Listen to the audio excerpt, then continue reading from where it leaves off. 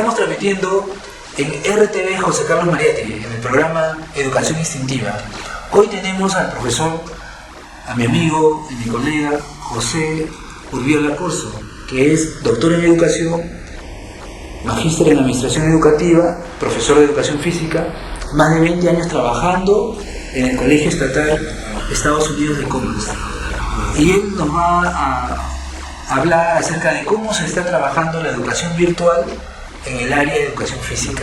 ¿Cómo estás, José? ¿Qué tal? Mucho gusto, Fran. Aquí feliz de compartir este espacio del pedagógico Mariátegui. ¿Qué tal? Me estabas hablando de que también el tema de la educación virtual, que realmente no se está trabajando bien, y coincidimos mucho en que hay muchos problemas y hay un balance más negativo positivo, pero tú encuentras muchos factores que se están, digamos que son positivos y resultados positivos. A ver, háblanos acerca de estos factores. Sí, efectivamente, en términos generales tenemos muchas limitaciones en el país para acometer lo que debería ser una educación virtual. Como todos sabemos, incluso el propio ministerio habla de una educación remota, ¿no? No es estrictamente una educación virtual, pero pese a todo eso, creo que ha sido muy importante la decisión y ha obligado no solamente a los estudiantes, a los maestros, a las escuelas, a acometer y a enfrentar el tema de esta nueva sociedad de las telecomunicaciones, de la informática, para avanzar. Y entre los avances yo creo que, por ejemplo, se ha evidenciado la necesidad de un desarrollo de capacidades autónomas en los estudiantes, en los propios maestros. Los maestros al enseñar también vamos aprendiendo. Y lo que en países hermanos les costó 15 años, por ejemplo, construir escuelas absolutamente virtuales en Chile o en Argentina, aquí nos costó 15 días. Y sobre el caballo hemos tenido que asumir este reto que, como digo, genera las capacidades autónomas del aprendizaje. Ustedes saben que tener el autoaprendizaje, el estudio individual, como base para el estudio colectivo, el aprendizaje social, es sumamente importante, y esto es uno de los factores muy importantes que hemos podido rescatar en esta situación, por ejemplo, ¿no? Claro, hay varias metodologías que hablan de que la educación virtual podría ser mucho mejor que la educación presencial, como el aula, las clases invertidas, y hay otras metodologías, ¿no?, constructivistas mayormente, que hablan de que la educación virtual por internet sería mucho mejor que la educación presencial, pero en la realidad, viendo las cosas como son, el factor que hace que esto no funcione correctamente es lo que tú le llamas la autonomía del estudiante, ¿no?, la autodisciplina. Esta autodisciplina es la que produce que las cosas no funcionen bien, tanto del lado del profesor como del lado del estudiante. O sea, porque lamentablemente no solamente es el estudiante que no tiene buena autodisciplina, sino también el profesor, ¿no? El profesor, digamos que en la mayoría de los casos, ¿no? Sí hay profesores que sí manejan bien, pero en la mayoría de los casos el profesor no maneja bien digamos, la tecnología, y tampoco no tiene una buena autorregulación. ¿Qué nos puedes decir sobre eso? Bueno, lo primero que yo diría es que hay que felicitar a los estudiantes, a los maestros que vienen acometiendo con preocupación, con responsabilidad este reto, porque en principio nadie estuvo preparado para una situación como la que estamos enfrentando. Y sin embargo, esta capacidad de desarrollo autónomo frente a la tecnología creo que ha permitido que quienes no somos hijos del mundo digital, la gran mayoría de maestros tienen un promedio de cerca de 50 años, ¿no?, de edad. Entonces no nos podemos comparar con quienes hemos nacido en la época digital. La gente en mi promoción hemos nacido en la época en que recién aparecía el televisor en blanco y negro, ¿no? Media hora calentaba antes de un televisor a tubo para que aprendieran la imagen. Entonces tú, que eres más joven, puedes entonces entender de que pese a esas dificultades hay maestros que ¿no? han enfrentado estos temores. Yo he conocido gente de mi promoción, diríamos, ¿no? que tenía miedo a acercarse a una computadora, pensaban, no sé, que le iba a hacer daño al cerebro, le iba a chupar las ideas, no sé, pero hoy los vemos enfrentando y resolviendo los problemas que la educación en esta pandemia los ha obligado a resolver. Entonces yo creo que esas cosas son las positivas que podemos rescatar en una coyuntura como esta, y que también ha obligado a mejorar la calidad de los programas, los videos, el nivel de comunicación que tienen los maestros, los propios estudiantes, incluso los padres de familia. Imagínate, los padres de familia que están, al menos al comienzo de esta pandemia, han estado muy pegados a sus niños. Ellos que los tenían abandonados antes han tenido que entender cuál es la labor que tiene un maestro. Entonces, más acercamiento, ¿no? Ha habido más acercamiento. Claro que una vez que se abrió la economía nuevamente y ahora nuevamente todo el mundo está de cara al trabajo, en la calle, las cosas son más complicadas. Los niños están prácticamente abandonados en la casa, no hay un buen acompañamiento, porque los maestros con muchas limitaciones podríamos hacer. Jamás la educación virtual va a ser igual que una educación presencial, eso es clarísimo, y en ese sentido esperemos pues que esta pandemia pase, las vacunas lleguen y podamos retornar a las aulas y estar cara a cara con nuestros estudiantes, incluso con nuestros propios padres de familia, y hacer de la educación lo que siempre ha sido, ¿no? Por lo menos en la educación básica. Y me has hecho recordar a las profesoras que tenemos acá, profesores que son bastante mayores, ¿no? Y que tienen mucha experiencia y que antes de la pandemia no sabían usar la computadora, y ahora ya están dominando el Zoom, el Microsoft Teams, el Moodle, ¿no? Y muchas herramientas de plataforma que de repente yo, la verdad es que creía que no iban a poder. Entonces ahora estoy viendo que con la buena actitud, ¿no? Porque hay una buena actitud de parte de estas profesoras y profesores mayores que han mejorado muchísimo y se están volviendo muy buenos en el trabajo de las teleconferencias, ¿no? Y bueno, y tomando el tema de la educación virtual en el área de la educación física, tú nos estás reconociendo también el acercamiento que ha habido en el primer momento de los padres de familia con los niños, ¿no? Y ha dicho de que ese es un gran aporte, ¿no? Porque antes los niños un poco que estaban muy distanciados de sus padres y ahora han tenido que estar juntos. Pero lamentablemente se ha reactivado la economía en forma mediana y ahora otra vez se están separando. Y precisamente por esto es que se han creado nuevas corrientes educativas, nuevos temarios educativos que hablan acerca del huérfano digital. ¿Qué es el huérfano digital? ¿Qué está pasando por qué hablan de este tema del huérfano digital? Bueno, el huérfano digital es el niño que no tiene prácticamente un hogar que le apoye dentro del internet, ¿no? Dentro del internet no tiene un padre, una madre que esté constantemente vigilando y protegiéndolos. Entonces están en una situación de huérfano.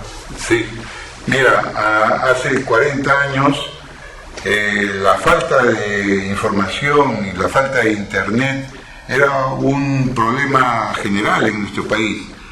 En una provincia, alguien que llegaba de viaje y traía un periódico de la semana pasada era lo último que uno tenía de noticia y cómo se peleaba uno el periódico, ¿no? Y hoy, después de 40 años, ese analfabeto, porque no sabía de repente leer, escribir o comunicarse adecuadamente, hoy tenemos el mismo problema pero en sentido contrario. Hoy tenemos una infinidad de información en el internet y uno se convierte en analfabeto digital porque no sabe encontrar la información necesaria en ese infinito de información. Entonces uno es analfabeto por ausencia de información, no saber leer y escribir, y hoy también es un analfabeto digital porque teniendo infinidad de información no sabe utilizar la información adecuada y necesaria, ni tiene las capacidades para encontrar esa información. Entonces, en ambos casos somos analfabetos y en el sistema educativo se requiere, ¿no?, como producto de esta situación, la necesidad de construir nuevas capacidades. Y los maestros lo están haciendo, ¿no?, creando nuevas maneras de resolver los retos que esta situación plantea.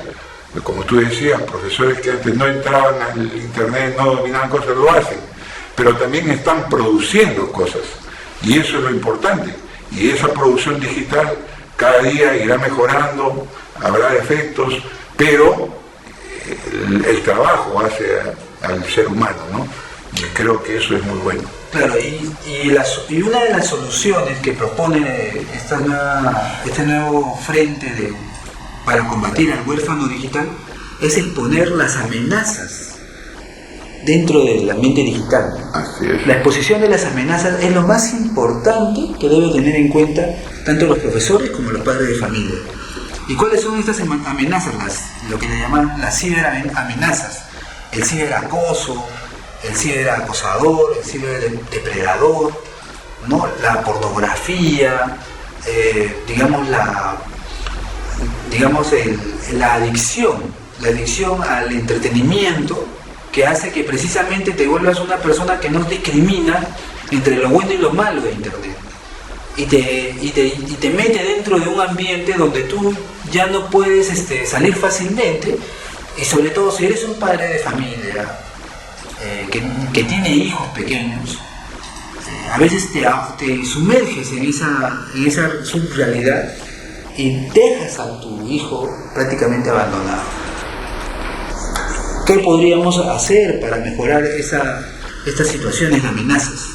Sí, efectivamente, el analfabetismo digital tiene en los riesgos, en las amenazas que existen en el mundo tecnológico, primero por el abandono, el no acompañamiento, el no control en términos de horas, de tiempos, de horarios, ¿no es cierto?, y de seguimiento de lo que los niños fundamentalmente hacen o puedan hacer. Hay males, como tú has indicado, que vienen desde las amenazas de la pornografía, la desculturización, digamos, que se produce con una información descontrolada, pero también hay la amenaza de la salud mental. Las adicciones no solamente son a las sustancias tóxicas como las drogas, el alcohol, también a los elementos digitales hay adicciones, hay términos especializados que conocemos que en el mundo de la salud mental se tiene. Por ejemplo, una persona que está todo el día en el celular de manera incontrolada o enfrente a una pantalla, a la ludopatía, el hecho de gente que está todo el día jugando juegos electrónicos, digitales, generan, ¿no?, el quebrantamiento de la salud de nuestra población. Y los psicólogos hablan de 3 enfermedades principales, ¿no?, dentro del ambiente digital, que son la psicosis, o la violencia, el hombre que para violento, o la mujer que se para saltando todo el tiempo, la psicosis. El otro es la depresión, y la que llega a más gente, la ansiedad. Esa persona que está constantemente con el celular, ¿no?, se vuelve ansiosa del celular, ansioso de jugar, de estar ahí, y no puede parar, y deja su vida real por tratar de digamos, entretenerse o de alguna manera acoplarse a una realidad paralela. Acá el problema es que son padres de familia y pertenecen y tienen una responsabilidad con sus hijos. No quiero decir con esto que todos los padres de familia sean así, ¿no? Pero sí todos conocemos a muchos padres de familia que están más entretenidos en su celular, en el internet, que en sus hijos, ¿no? Y eso es lo que nosotros lo vemos como una amenaza. O sea, la amenaza a que el padre de familia sea un adicto al entretenimiento de internet. Sí. Y lo peor es que hay padres de familia a veces que por las condiciones laborales, por deseducación, no se preocupan que el niño está todo el día metido en la computadora y no tienen, por ejemplo, tips, recomendaciones, por ejemplo, los tiempos que tiene que estar rompiendo la continuidad frente a una computadora o un celular o una tablet. Por ejemplo, los médicos indican, ¿no?, que cada media hora o cada hora hay que romper el hecho de estar sentado, el hecho de estar frente a una computadora. Hacen daño a la vista, hacen daño al cerebro, hacen daño a la salud mental y generan todo tipo de ansiedades, de neurosis, de enfermedades que a veces no las vemos inmediatamente, pero que se van incubando y que cuando estallan ya es muy tarde. Entonces lo peor que puede hacerse en estas circunstancias es no tener, en principio por los padres de familia, por los propios maestros, una especie de horario, de disciplina, de prácticas de actividad física al margen de cualquier tipo de incidencia digital, porque si no, no hay un balance, no hay un equilibrio. El ser humano no es pues un producto digital. El ser humano es carne y hueso, es un espíritu, es un alma que requiere también que su estructura fisiológica se active, se cuide, se desarrolle sanamente. Y la segunda amenaza que estamos viendo hoy día es la pornografía, ¿no? Ya sea por videos o por audios, por música, porque la pornografía, lamentablemente, en la mayoría de los países, ¿no?, es considerado por los jóvenes como educación sexual. Y no se habla del tema. O sea, lamentablemente, en la grande mayoría de jóvenes piensan que la pornografía es educación sexual. Es la forma como uno debe dirigir su sexualidad. Y eso no es verdad. La pornografía es ciencia ficción. No es algo verdadero, es fantasía. Y lo malo es que en la mayoría de los videos pornográficos y de la música pornográfica, que existe también, ya sea en su versión, en su género cumbia, en su género reggaetón, en su género balada, en cualquier género, que también existe la pornomúsica, ¿no? La pornografía está dirigida a que la mujer es sumisa y el hombre es un violentador en la mayoría de las producciones. Esto afecta mucho, sobre todo a las mujeres, ¿no? Porque la mujer en realidad siempre la toman como si fuera un objeto dentro de estas producciones, en la mayoría de las producciones, mejor dicho. Pero lamentablemente, al creer que la pornografía es educación sexual, que así debería ser como nosotros nos debemos desempeñar sexualmente, es lo que produce una sociedad, sexualizada, empoderando el tema del orgullo sexual, de que uno tiene que tener pareja a temprana edad o lo más pronto posible, y mientras más pareja, más, sobre todo el machismo, ¿no? Mientras más mujeres tienes, eres más hombre, y eso hasta ahora sigue. Sí, nuestra sociedad no deja de ser una sociedad machista, y que efectivamente factores como negativos, ¿no?, como la pornografía, inciden no solamente en la formación de la niñez, de la juventud, de manera negativa, porque efectivamente no se educa en una formación sexual sana, saludable, ¿no? No es posible, pues, que el sistema educativo esté de espaldas a la igualdad de género, al respeto a las diferencias sexuales y de una educación sexual que debería darse adecuadamente, ¿no? ¿Por qué? Porque en nuestro país, por ejemplo, mueren cada 2 días una mujer. El feminicidio está instalado.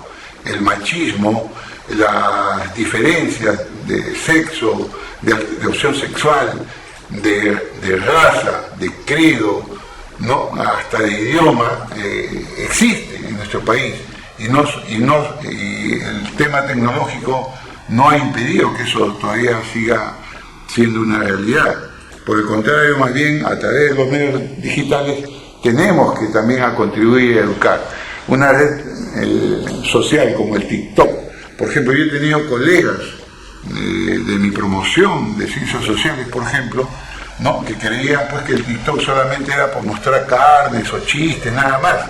Sin embargo, no, justamente al revés, porque justamente es una red social dirigida a jóvenes y adolescentes, es que los maestros tenemos que acometerla para no generar un vacío y más bien llenarlo con contenidos, con educación.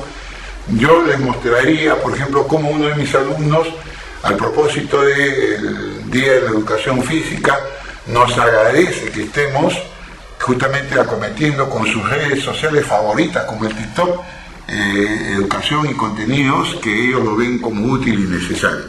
Entonces, por lo tanto, las amenazas, tanto en el mundo real como en el virtual, existen. Y tanto en el mundo real como en el virtual, nosotros como maestros debemos marcar muy claramente las fronteras, las líneas y asumir un rol activo en una mirada y en una actuación propositiva. Qué bien, qué bien. Entonces, hoy día nos dio mucho gusto que estés acá presente en el programa de Educación Instintiva y esperamos de que podamos tener otras conversaciones, otras entrevistas más adelante y que también traigas a tus estudiantes, ¿no? Tus estudiantes que están contigo ahí en el Pedagógico Mariátegui y podamos alimentarnos más y ver muchos temas actuales de la educación, ¿no? Sí, yo estoy muy contento en este ciclo, al menos he asumido como un reto el hecho de crear un proyecto en torno o sobre la base de este curso de Community Manager para que todos mis estudiantes de todos los ciclos o de todos los cursos en los cuales tengo responsabilidad se alineen en este proyecto y empujen a que se vuelquen ellos a las redes sociales, al mundo de las telecomunicaciones y aporten con lo que todos los jóvenes de la educación pueden aportar, para que todos los maestros también hagamos los nuestros. Entonces, y no estar de espalda a lo que la juventud hoy no solamente son hijos del mundo digital, sino que lo miran con mucha expectativa, con mucho interés. Y en ese sentido reitero mi llamamiento, ¿no? Empecemos a darle cara a este mundo digital y darle todos los contenidos posibles de manera positiva. Okay. Muchas gracias, José. Entonces, gracias a todos por escucharnos. Espero que el próximo video nos vean. Muchas gracias. Cuídense. Saludos.